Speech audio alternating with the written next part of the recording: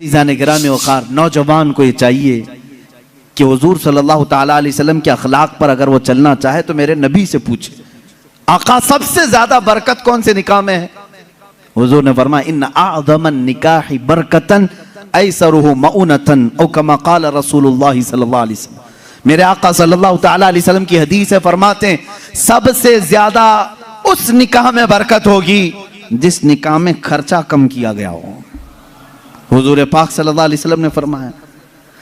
अब इसका मतलब कंजूसी नहीं, बखालत नहीं, जिसकी जितनी हैसियत है उस एतबार से करे, अपनी हैसियत से ज्यादा टांग में ना फैलाए, और अल्लाह ताला ने नेमतें दी है तो बखालत भी ना करे, गुरबा और मसाकीन को खूब खिलाए। इसलिए कि अल्लाह के नबी सल्लल्लाहु ताला अलैहि वसल्लम के तकरीबन 11 निकाह, उसमें सब अलग अलग किस्म के हुए हैं। जब हजरत खदीजा से निकाह हुआ था, हुजूर की उम्र 25 साल की थी और आप तिजारत कर रहे थे और तिजारत का माल था। आप सल्लल्लाहु ताला अलैहि वसल्लम ने जो निकाह फरमाया उसमें लोगों की दावत भी हुई। एक निकाह हुआ हजरत सौदा रज़ियल्लाहु ताला अन्हा से, वो उस निकाह में सिर्फ खजूरें बांटी गई और कुछ भी नहीं। फिर हुजूर सल्लल्लाहु ताला अलैहि वसल्लम ने हजरत ज़ैनब से निकाह किया, हजरत मैमुना से निकाह किया, उसमें तो बकरा ज़बह करके वलीमा किया हुजूर पाक ने, और उतनी बड़ी दावत किसी और में नहीं। क्यों? ये मैं हालात बता रहा हूं। जब तुम्हारे पास माल था या माल आया है उस एतबार से तुम्हें करने की इजाजत है, और जब ना हो तो कर्जा लेकर के दिखावा करने की इजाजत शरीयत ने नहीं दी है। शादियों के लिए इस तरह से लोग मकरूज हो जाते हैं।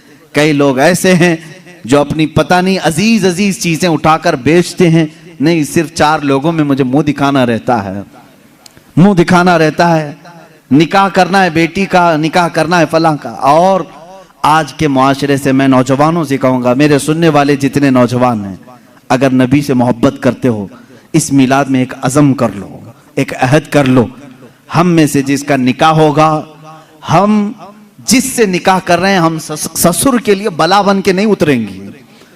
हाँ, आज बहुत सारे दामाद बला बन चुके हैं, बला हैं, वो वबा हैं, इसलिए कि बेटी एक बार दिया है और ये बीमारी जिंदगी भर की लगा लिया है। हाँ, कई लोग हैं ऐसे, कड़वी जरूर है मेरी बात, जिसने अपनी बेटी दिया है और वो पीछे लग गया है। कल ही एक खातून मेरे पास आई, शादी होकर के उसके 9 साल हुए हैं, बच्चे भी हैं।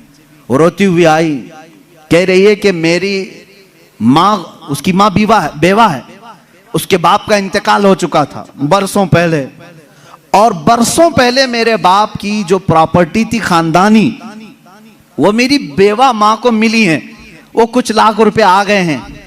और जैसे ही मेरे घर में मालूम हुआ है, शौहर ने मुझे बाहर निकाल के घर भेजा है, जा तेरी अम्मा को जो प्रॉपर्टी में मिला है उसमें से 2 लाख मांग के लेके आ। मुआज़ल्लाह, भिखारियों से क्यों शादी करते हो? इस तरह के लोग जो अपनी औरत पर अपना महल सजाना चाहते हैं, उनकी हैसियत बहुत जलील है, बहुत जलील। मैं आपको बताऊं, तुम बर्बाद होना चाहते हो, जिसकी ख्वाहिश है वो मुझसे पूछ ले, मैं बता दूंगा।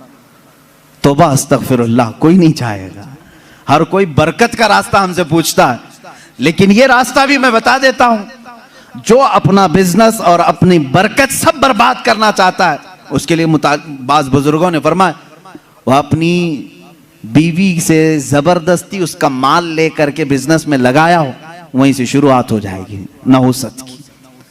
उसके दिल को तोड़कर जो माल ले जाकर के लगाओगे तो फिर वहां से, हाँ, बखुशी देना और बात है, पसंदीदगी के साथ देना और बात है। बहुत सारे लोग शादियों के बाद अपनी बीवियों पर दबाव डाल करके उनका सारा जेवर उठाकर ले जाकर रख देते हैं और उस पर तिजारत करने की कोशिश करते हैं। कहां की बरकत? किसी का दिल रो रहा है और तुम अपनी दुकान सजाने जा रहे हो। तुम्हें तो शादी इसलिए करने का हुक्म हुआ था, एक कमजोर मखलूक तेरे निकाह में आ रही है, तू कमा और उसे खिला। यहां उल्टा हो गया, उसी से तू कमाना चाह रहा है, ये उल्टा नहीं हो गया?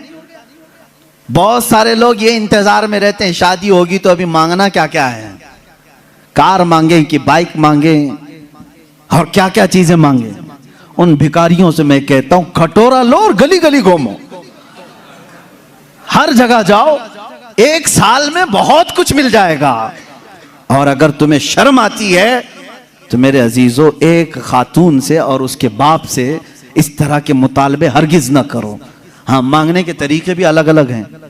पहले खुलकर मांगते थे, बोलते थे ये चाहिए, लिस्ट आती थी, सारी लिस्ट आती है खातून के घर में, ससुराल। लेकिन अभी कुछ नहीं, हमारी कुछ भी ख्वाहिश नहीं है, एक अच्छी शादी करके भेजो, अच्छी शादी करो। अच्छी शादी का मतलब डेनिसन में होना चाहिए।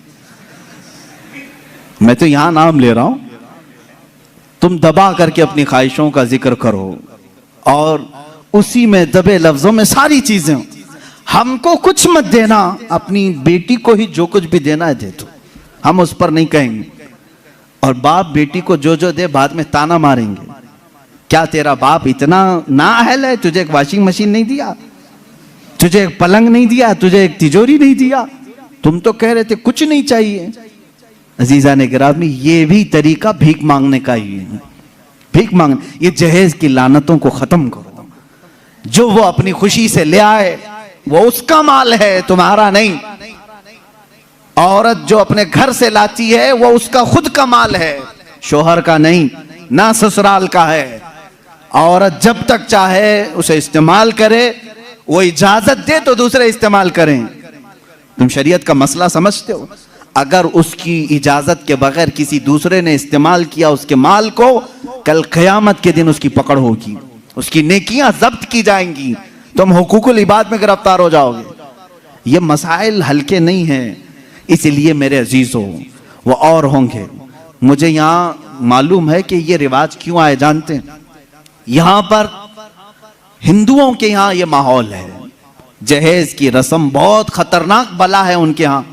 आज भी औरतें जलाई जाती हैं जहेज के नाम पर। बाज स्टेट ऐसे हैं आज वहां जहेज के नाम पर बहुत खतरनाक मामलात ससुराल वाले करते हैं। ये रस्म और रिवाज पहले से चली आई, जिसकी वजह से आप लोगों ने ये अडॉप्ट किया। वरना मैं कहता हूं नौजवानों को, अरब में जाओ, शादी करना मुश्किल हो जाएगा। हाँ, वहां पर तुम क्या मांगोगे? तुम्हें बाप एक फूटी कोड़ी भी नहीं देगा लड़की को, लड़की का बाप कुछ नहीं देगा, बल्कि प्लस लड़की तुमसे मांगती है 1 लाख रुपए मेहर में रख, तब मैं शादी के लिए तैयार होती। वहां औरतें मांगती हैं। सऊदी में तो आधा किलो पाव किलो सुन्ना मेहर में देना पड़ता है। बेचारे कितने नौजवान ऐसे कमाते कमाते मेहर की रकम 40 साल के हो जाते हैं। बाहर वहां अरब में आज भी ये रिवाज, औरत का हक है मांगना, मर्द क्या मांगेगा? यहां जो हमारा माशरा बदला है उसकी वजह हमारी सोहबत है, जो देख रहे हैं हम इधर उधर। ये सोहबत का असर है जो तुम्हारे यहां जहेज की लानत आ गई। इसे निकालो अपने हाथ से। और किसी भी औरत के घर उसके बाप पर बला बन करके नाजिल ना हो। जब तुम बाप बनोगे तुम्हें पता चलेगा एक जिगर के टुकड़े को, बेटी को रुखसत करना कितना सख्त तरीन मामला होता है। मेरे अजीजों, जिन बच्चियों को हम अपने गोदों में पाले होते हैं, उन्हें बड़ी किए होते हैं, उन्हें पढ़ाए होते हैं, खिलाए होते हैं, हर ईद बकरीद पर उन्हें पहनाए होते हैं, इन नन्ही सी कलियों को जब बाप रुखसत करता है तो उसका कलेजा टूट जाता है। फिर तुम जानते नहीं, उसके घर से पूरी की पूरी जात लेकर के आ रहे हो, फिर उस पर प्लस तुम्हें और माल भी चाहिए, पैसे भी चाहिए। क्या ये रिवाज हमारे यहाँ नहीं है? रस्म करो तो लड़की के घर में, शादी करो तो लड़की के घर में। पूरे इस कार्यक्रम में सिर्फ वलीमा एक ही है जो मर्द के घर में होता है, बाकी क्या है? सब औरत के घर में करना है। बच्चा हो जाए चिल्ला उसके घर में। हाँ, जितने भी रस्म है, अरे शादी की तारीख फिक्स करनी है, तुम अपने घर में भी तो करा सकते थे, नहीं लड़की के घर में ही करेंगे जाके। जब जब जाएं पूरे खानदान को लेकर उतर जाएं, राशन खत्म हो जाए। ये बला नहीं है तो और क्या है? घर के किचन पर मुसीबत नाजिल होती है हर महीने 2 महीने में। ये इस तरह की हरकत किसी एक घर के साथ जो हो रही हैं, इस सिलसिले को कब खत्म करें?